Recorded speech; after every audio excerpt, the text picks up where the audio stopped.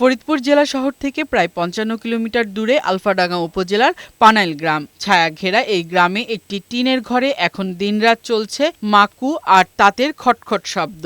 আনুমানিক ৩০ ফুট দৈর্ঘ্য এবং ১০ ফুট প্রস্থ এই ঘরে সারি সারি সাজানো রয়েছে ৬টি তাঁত, যেখানে রেশম সুতা আর জরির নিপুণ ছোঁয়ায় তৈরি হচ্ছে দৃষ্টিনন্দন সব জামদানি শাড়ি।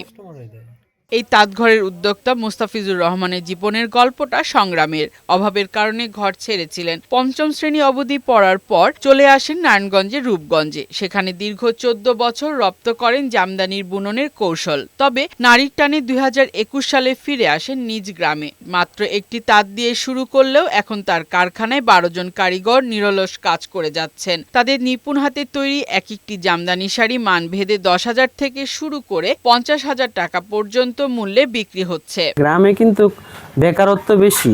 নিজের দেশে থাইকা নিজের বাড়িতে থেকে কাজ কাম করলে অনেক ভালো। আমার এই জায়গায় বর্তমানে ১২ জন, এমন সময় আছে ১৬ জনও কাজ করে।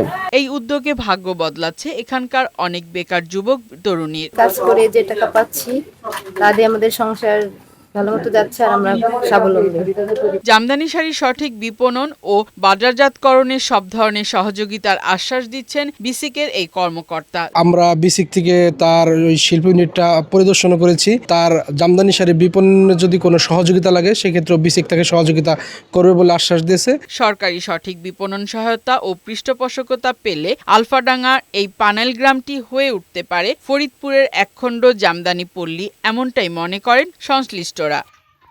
ফারহানা শিমু, বৈশাখী সংবাদ।